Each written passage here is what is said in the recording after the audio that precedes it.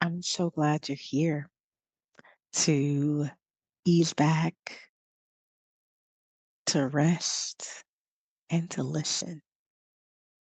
Before we get started, I want to share this with you. Rest is many things. Rest is a portal. Rest is a bridge from where you are to where you want to be. Rest is fuel. Rest is a soft place to land. And most of all, rest is sacred. Rest is refuge. Rest is remembrance. Rest is a revelation. You are sacred. Your rest is sacred. And if you want to infuse more of the sacredness of rest into your day to day life, I have something for you. Check out my latest book, Rest is Sacred, at www.restisacred.com. Okay, enjoy your listen.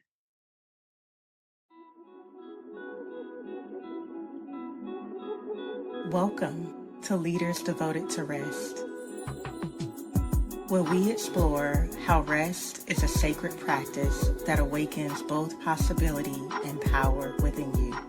I'm your guide, Octavia, Faith, and Raheem. In each episode, I chat with a leader whose life has been positively transformed through their devotion to rest. Now, you know we aren't just going to sit up here and talk about rest. We are going to actually lay down. Each episode ends with a rest practice for you to try at home. Rest is fuel, and you are in the right place to fuel up. So grab your favorite pillow, blanket, cozy socks, and journal, and ease on back as we begin another restorative episode. Today, I'm chatting with Milicent Johnson, and here's what I want you to know about Milicent. She has found her calling in this work, creating sacred space for Black women to remember, reclaim, and embody their truest selves in service of collective liberation. Her own awakening to the power of rest, woven together with her Black lineage's gifts of radical imagination and prophetic visioning, guide her towards imagining, creating, and ritualizing the practice of living our freedom now. Millicent spent nearly 2 decades before the Octavia Fund, and that's Octavia E. Butler. But she spent 2 decades before the Octavia Fund working towards systemic change through direct service, policy, advocacy, urban planning, and philanthropy.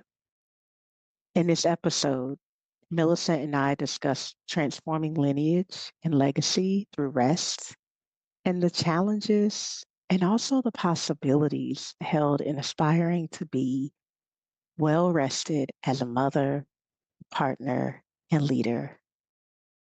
Let's listen. So, welcome, Millicent. I'm so glad you're here. I'm so delighted and honored to be here. Thank you so much. Thank you. And so, I love to start by stopping. So, Mm. if you would join me in pausing for 3 breaths, you can keep your eyes opened or closed. I do invite you to look away from the screen. Notice the support of the chair beneath you. Notice any support at your back. And it really will simply just be 3 breaths in through the nose and out through the nose or mouth. And then two more just like that.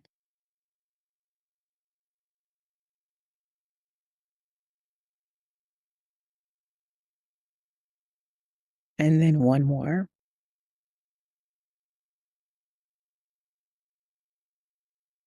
And then if your eyes were closed, you can open them. You could also keep them closed. So, welcome again, right? That short pause, connection to body and breath.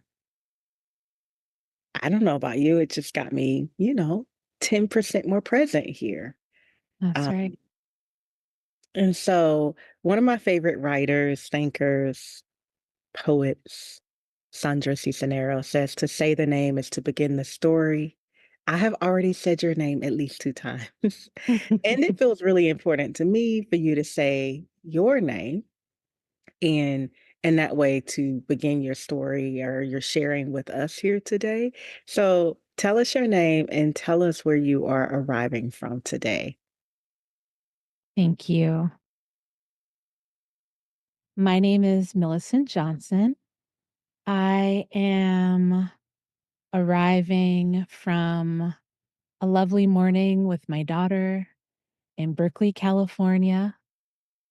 I identify as a new mother, a wife, a daughter, and the founder of an organization called the Octavia Fund, whose goal and mission are to create rest and restoration space for Black women activists. And beyond that, I also coach individuals of all backgrounds on rest and restoration and coming home to themselves and crafting a life of meaning and purpose from that deep rooted place within that's rested and inherently whole. Mm. Those words, rested and inherently whole. Mm. Even when we feel like fragmented, we're inherently whole. So thank you for sharing where you're arriving from. I'm curious, what has rest awakened for you? The context can be in the day, the week, the month, the season, or the year. And I loved hearing like how anchored in rest your work and offerings and impact are. So I'm excited for your answer. What has rest awakened for you? Ah, I feel like the answer in some ways is the same, whether it's the day, the week, the month, or the year. I'm just realizing that in this moment. Um, every time I rest, I remember who I am and who I came here to be. My story to coming to rest is a story of, I think, many of us. Throughout our lives, we come to this earth and we start to hear and imbibe all these stories about who we are as a woman, as a Black person, as an activist, and what that should look like, what success looks like, how to do it right. And my journey in becoming devoted to rest and learning to rest has been, as you say, awakening to all of the parts of myself that, yes, at times have been fractured, but are inherently whole. And remembering that when I put them together and when I embrace them all and when I love them all, I get to see the true picture of who I am and who I came here to be. And I get to listen into the call of my life and what my life is calling me to and the inheritance I have of what wants to come through me and what wants to be offered through me, through my dreams and my desires. And I find the courage also in that rested place to move in the direction of my dreams and my calling, knowing that if those things are calling me, that it's because the world wants and needs those things too. And that's why I'm here. Mhm, mhm. Oh, what's calling you? And I could say it another way. What are you devoted to bringing forward in this lifetime? Mm, And then I'll mhm. put into the pot to stir. Another layer to that is what are you devoted to not doing, right? Because we're Mm, not just, I'm not a fan of like, let me just keep adding to the plate, adding to the plate. I'm like, let's curate this a little bit, take that off, put this on. So, what is calling you? What are you devoted to responding to doing in this lifetime and not doing? yeah.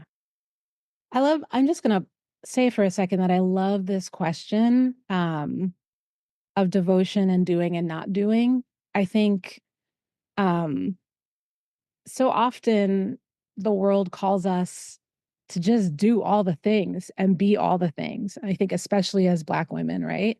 Like we are supposed to be a renewable resource and be able to just give and give and give. And I think the first time you posed this question, in circle that I was with you in, it's like, what are you gonna do and what are you not gonna do? It was so freeing and relieving because it was an invitation to the reality and permission that I don't have to carry it all. And I don't have to carry the world and I don't have to carry everybody and everything. I can figure out what's mine to do and commit to doing those things and commit to letting fall away all of the things that aren't in alignment with that. Um, so to answer your question, I think what I'm committed to in this lifetime is for me being a well rested and resourced mother, activist, entrepreneur, and leader. And I remember when in resting, I had the realization, it was early in my postpartum journey. I was like, what if, what if I could be well rested and a mother? And my brain kind of like broke. What if? Because the narrative around motherhood and, it comes from a very real place is that you're just going to be exhausted all the time. Like that is just part and parcel with it.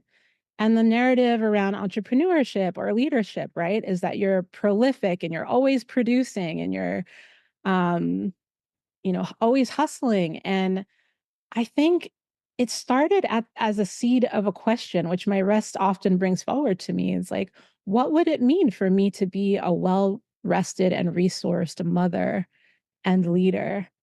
And in order to tap into that, a couple of things, there are a couple of things I'm working with. One is looking for examples that can help me wrap my mind around what that might look like. And you're one of them. But also really putting the challenge forward to myself to try to model that and to try to decipher for myself what that looks like. Um, and in order to do that, to be a well rested woman, mother, leader, here's what I'm not going to do. Wait, can we just go back to here is what I'm not fitting. What I'm not going to do. Okay.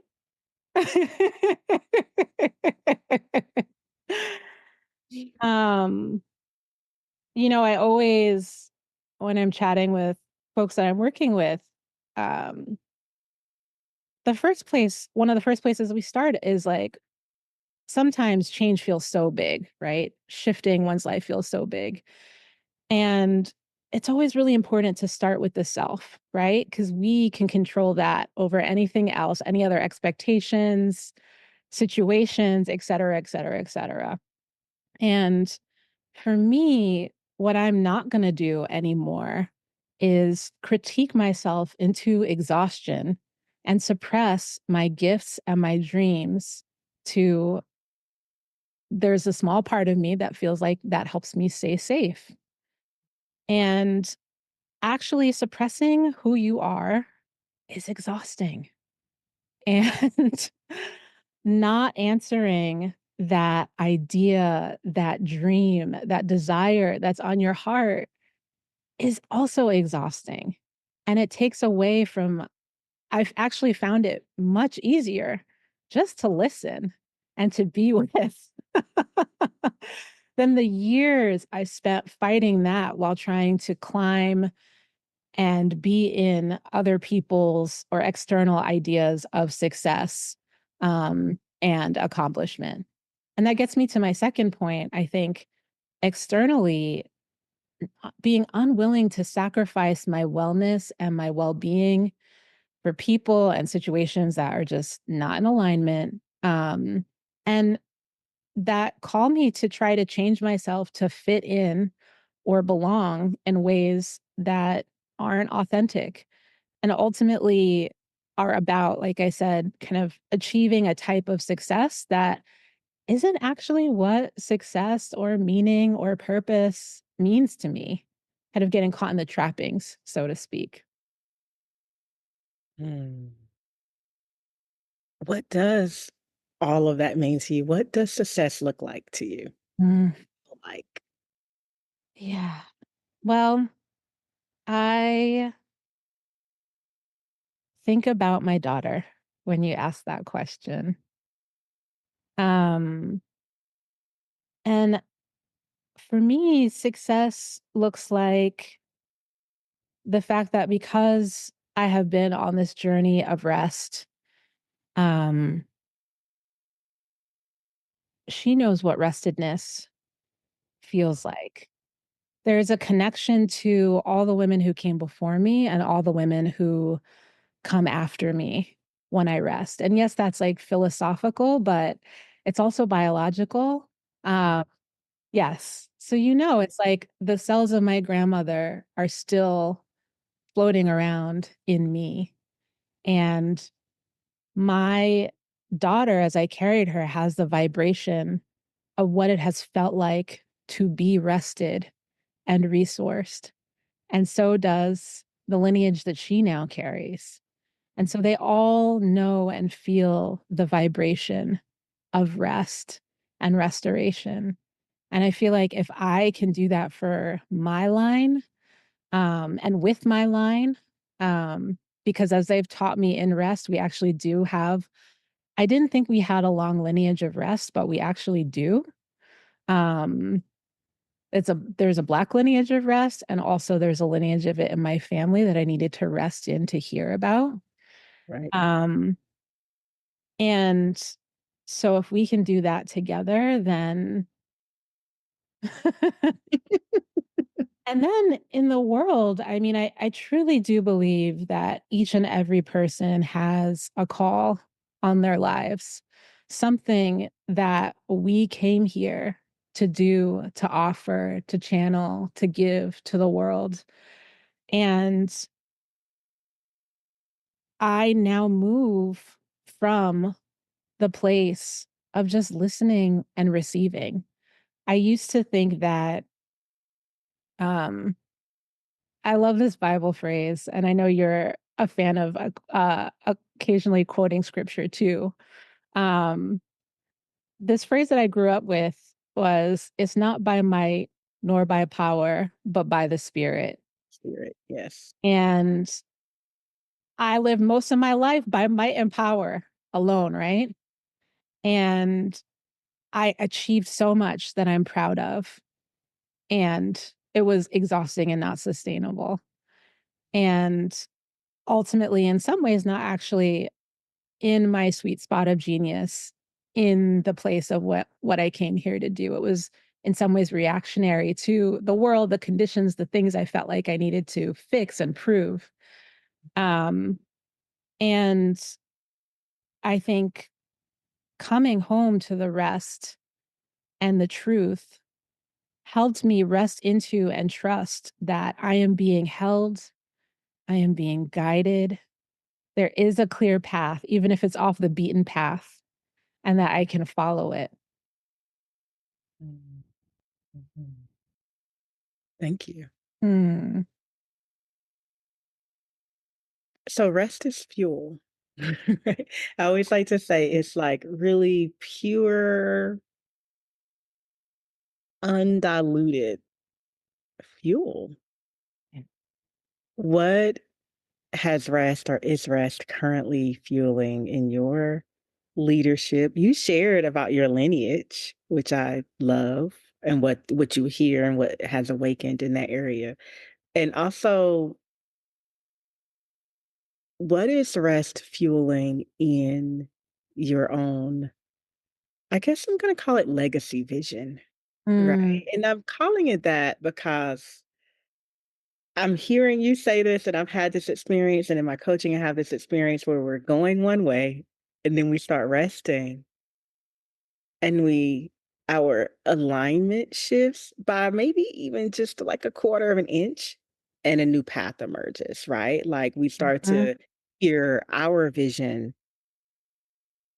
not the vision the world spoon fed us or force fed us. Yeah. So, what is rest fueling in your leadership, your lineage, and your legacy right now? Mm. Mm.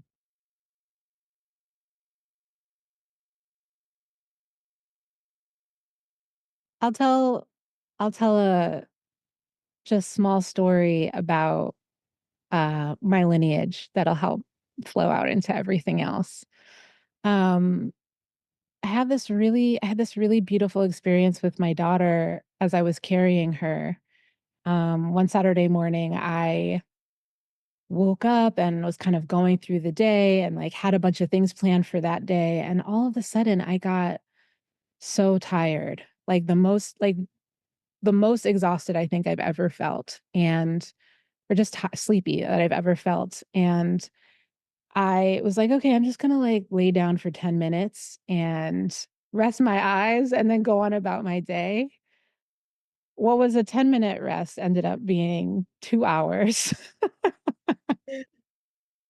And in that time, my daughter came to me in a dream, and she told me not only her name, but some really incredible and beautiful things about her, about our relationship, about my purpose, about our lineage, and about the nature of love that I am forever changed by. Mhm. And I always wonder, what if I hadn't listened to the invitation to rest? What if I hadn't listened to my exhaustion? What would that have cost? And I try to take that small example, not so small, profound example into everything I touch in every aspect of my life, including my work and leadership. How are we leading, or what is the consequence of us leading and not being rested and not listening?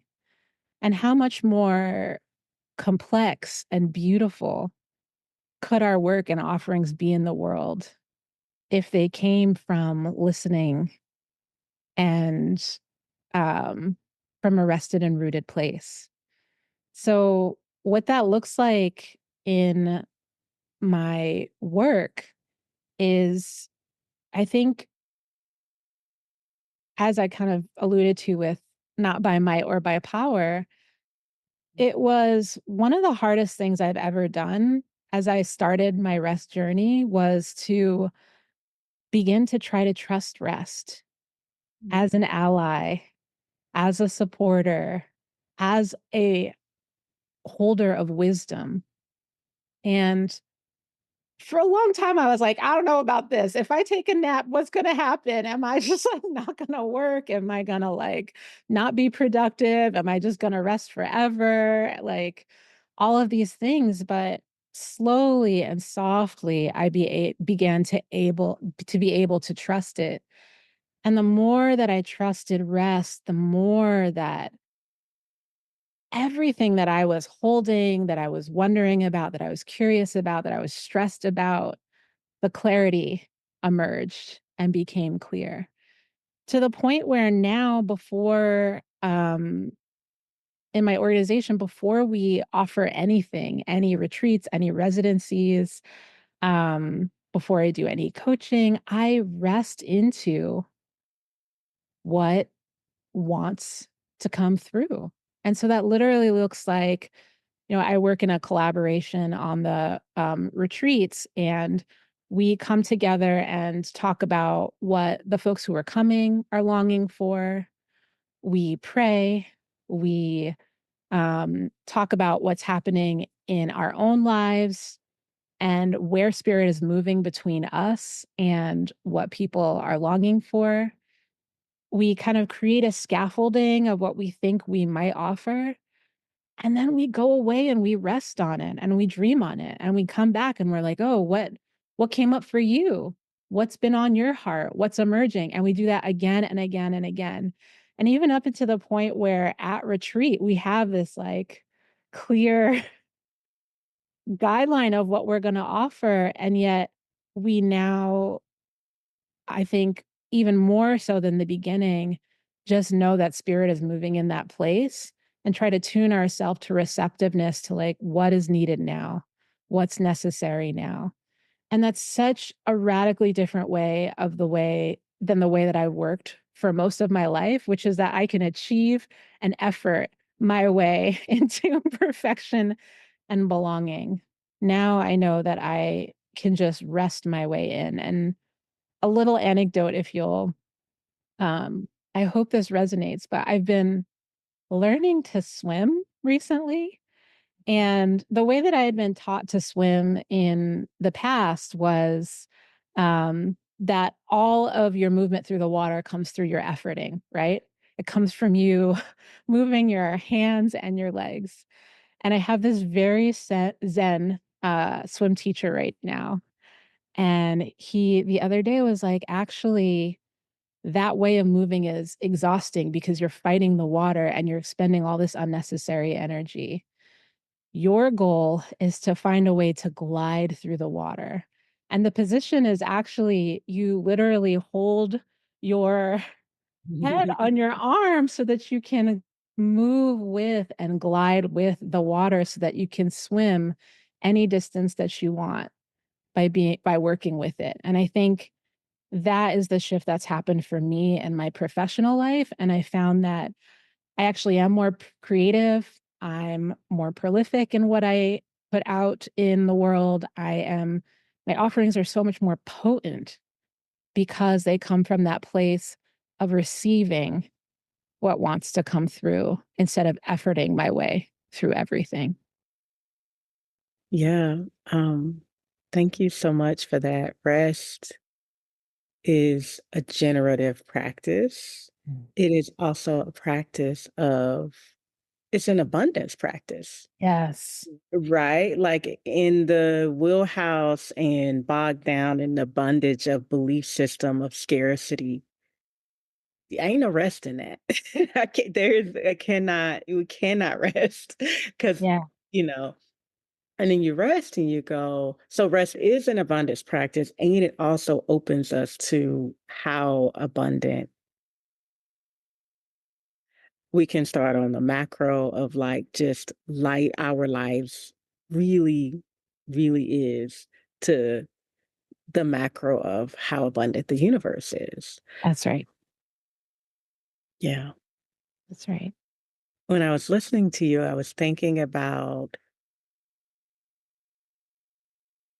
the difference in productivity versus creativity, Mm, and how we are turning toward, or maybe smack in the middle, or already in an era where just producing is like this repetition of what has been. And I'm like, we really yes. cannot solve the problems that face us from the mindset, habits, actions, belief systems that created that. The challenge or the problem. Mhm. And creativity and imagination is inviting in, I'm going to say, the ancient and the new. And so when you were talking about like really what it means to be prolific, I have been at my most prolific, meaning in creating new things and my most well rested simultaneously, right? The more I have rested. And it's a little confounding. And it does require, I'm gonna go biblical again, a mustard seed of faith. um, and it does require, though, that little mustard seed of faith and devotion and consistency. The consistency doesn't have to be 2, 3 hours a day. It doesn't even have to be 30 minutes a day. It has to be a willingness to be touched by the practice or touch the practice, even if it's 10 breaths a day. Right? Start there. So thank you so much for your very wise and poignant shares. I really appreciate them. And you're gonna help somebody get free. And I said this when we weren't in the formal interview, just that for me, I have this really distinct honor and privilege of like holding so many leaders in a place of rest that have so much wisdom and insight that was already there and also is realized and begins to come forward the more we rest together. And that was the inspiration for like, why am I having these conversations? Why am I doing this and not doing something else right now? Ah. Um, and so in listening to you, I feel so proud, right? And I'm just like, "Yes, yes." And I wanna keep going. And it's also important to me, rest is not an intellectual kind of acrobatic thing. Rest, we've been talking about rest, and you talked about rest in the way that I do, and like as an essence, as a beloved, as a partner, as an ally. Um, Also like the most generous big mama. Rest is like, Mm, just come here and lay down. Rest doesn't mhm. need or want us to be any kind of way. Like I have been a devout yoga student, since for 20 years, 21 years. And there was a part of that journey where it was like everything has to be set up like this, do it like this, do it like this. And I'm still very much like, how's my seat? How is this? And the rest practice is softening. Like we can come and just be like, the rest is like, okay, just lay down. Right? Like rest is like, just come as you are. It's like coming to the altar, just come as you are. I do not mind. You already feel rested? Come again. You're exhausted? Come anyway, right? And so that's to say, we have talked. It is important. The shifts that you speak of, the awarenesses that have dawned on you did not come because you were doing or thinking or talking. They came when you were resting. And so I would like for us to rest. And um, I always offer the inquiry, or mostly offer the inquiry as we settle into rest to you and to the viewer and listener. What part of you is most in need of rest? Mm.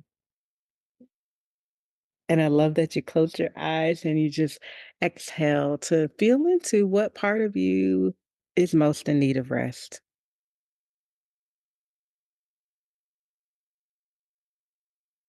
Mm. The mother. The mama. Yeah, I would love to find my place to surrender in motherhood. Mm, Um, yeah. okay. Thank you for sharing that. So the next invitation for you, because we're here together, Millicent, is you can keep your camera on, camera off. You can stay in your chair. You can lay down. It's the same thing for anyone listening. You can sit upright but comfortable and comfortable, or you can lay down. So you get to choose. Okay, I'm gonna turn off my camera. Yes. I'm gonna go lay down. My rest nest is right over there. Okay. I love it. Turning the camera off and going to the rest nest. Which is a rest nest is I learned this from Tracy Stanley and Dr. Shanti Takarante Perez. Only thing you do in a rest nest is rest. And it is a combination of things you kind of gather from just around your house.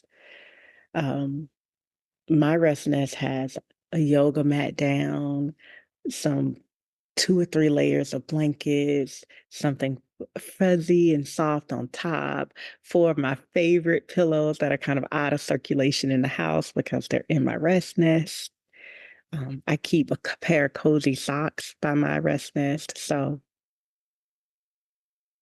This is an invitation for you to either just stay in your chair or at some later point to play with building a rest nest out of things you already have in your house that can be a place that supports you.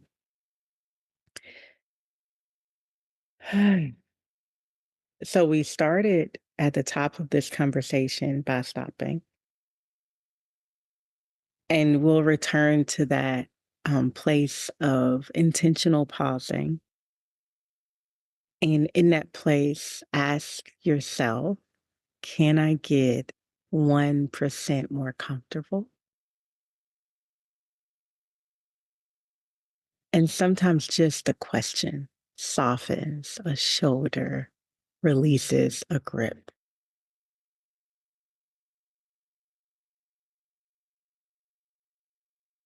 And then as we continue, you begin to settle down in your rest nest or your chair.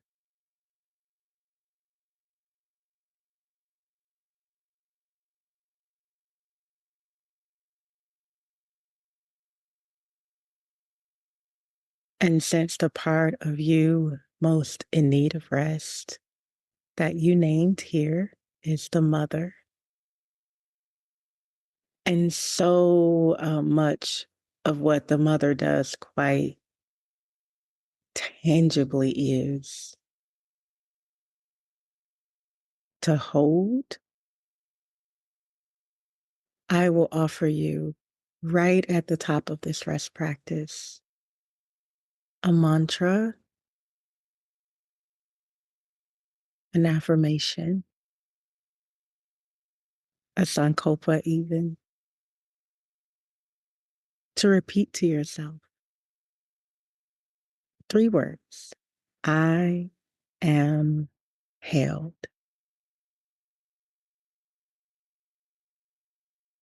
I am held.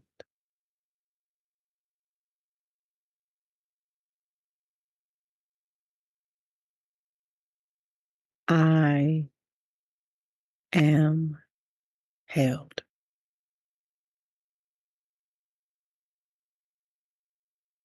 Be aware of the support beneath you. Be aware of the support above and around you. Be aware of the most benevolent, well, and wise support radiating within you.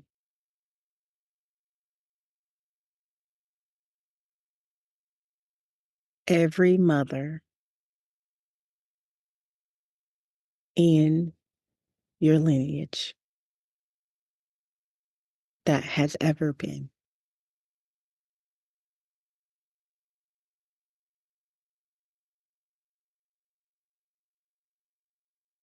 exists within you. And as your body lays down here, and as you settle into the rest nest in this altar of rest, I will offer up a simple yet empowered prayer. My every mother within you rest. My every mother within you. Remember, there is a time, even if it was only one time, that she too was held as a girl or a woman. Breathe in and breathe out. Breathe in and breathe out.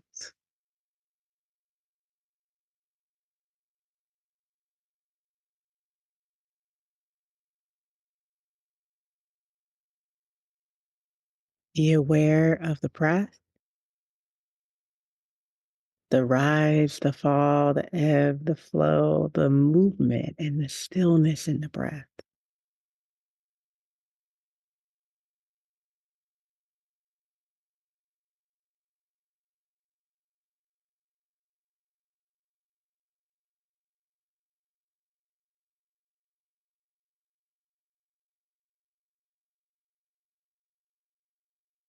Begin to count the breath down and backwards. Just starting with the number 10. And sense that with every inhalation,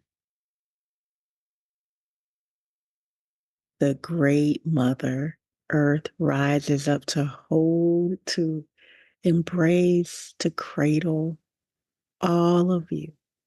And with every exhalation, you are received, you accept the embrace. So the inhale, sense the great Mother rising up to hold and cradle, protect, and support you. And with every exhalation, you receive all that she offers. If you lose your place in the counting, it's okay. You just start back at the number 10.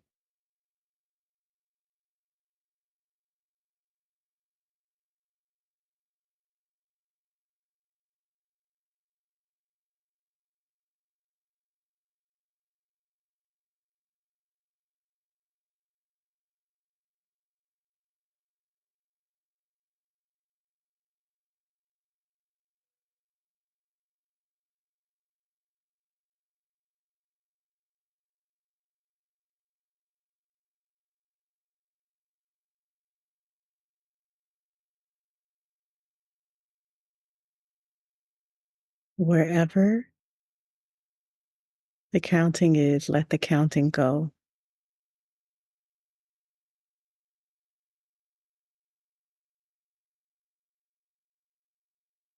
And continue to let go.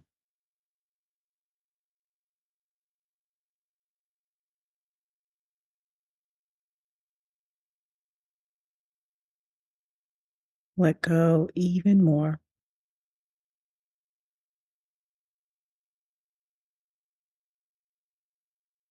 And let go even more.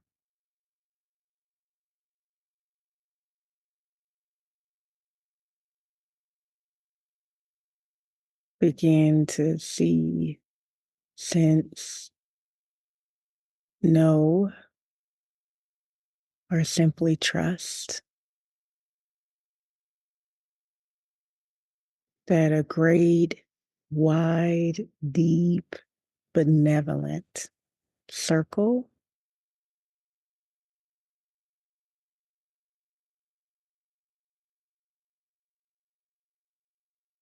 of mothers is surrounding you, and that in that circle are mothers who know and know that they know, and whose hands are anointed. Those ones come forward and place their anointed hands exactly in the place where you carry any weight of mothering the most.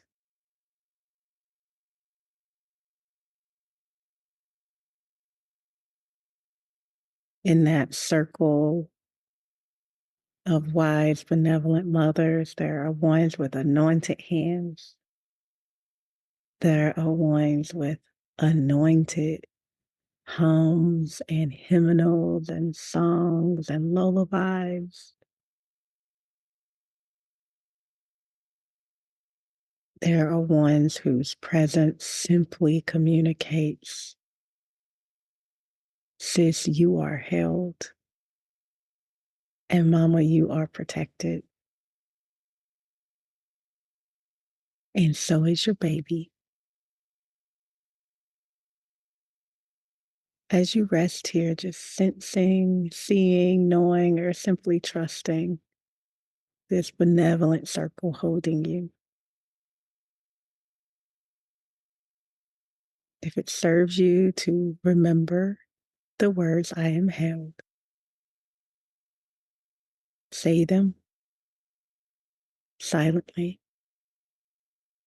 Otherwise, we'll rest here. You'll hear my voice again in about 1 minute.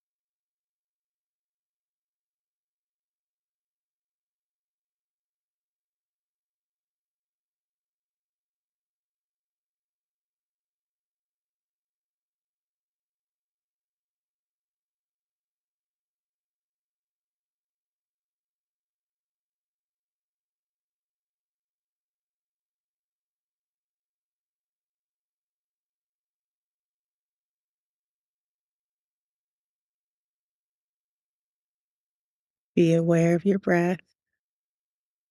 Be aware of your body. Be aware of your body being held, quite literally, by the chair or the floor, whatever it is, whatever surface is beneath you. And even as the vision of this benevolent circle recedes, the tending to, the holding, the anointing of it remains with you.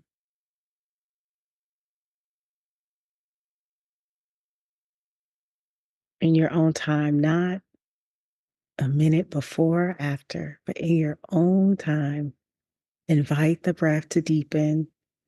Invite small movements back into the body by wiggling fingers and toes or just shifting head from left to right, side to side.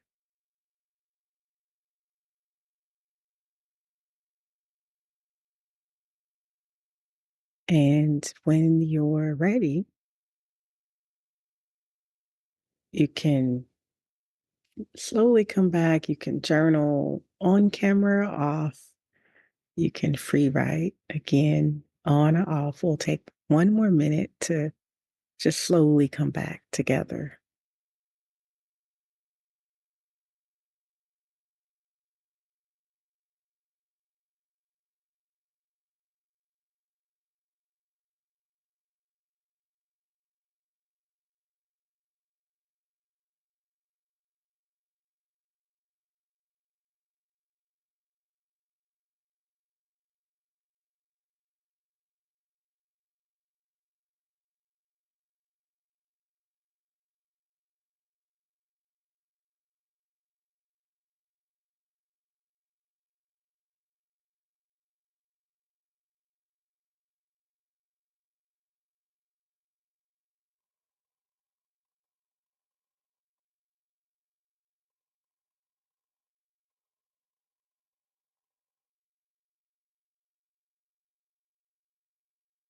Mm.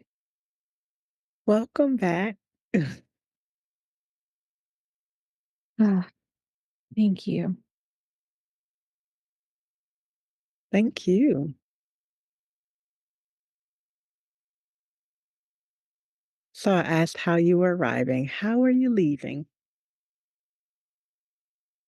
I'm leaving with a little word that you helped come clear in rest, that I'd like to share, which is, um, you asked like what that call is, what that vision is for me. And I do the work that I do because I want to see a world in which Black women are rested and resourced, nourished in their power and in their fullness, and turning their magic, which has made a way out of no way for so many for centuries, towards ourselves and each other to create the new world that we know is needed and that we long for.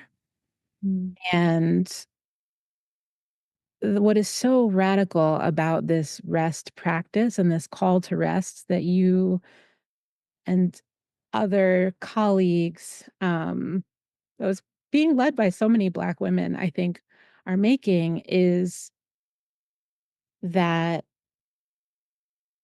when we are able to tap into rest, as you just so beautifully have led in this meditation, we realize that there are so many mothers, so many women in us that are standing behind us, beside us, ancestors, here and ready and waiting for us to answer the dreams and the desires on our hearts and to carry us in the pursuit of those things in ways that will not only free and liberate us, but will free and liberate the world.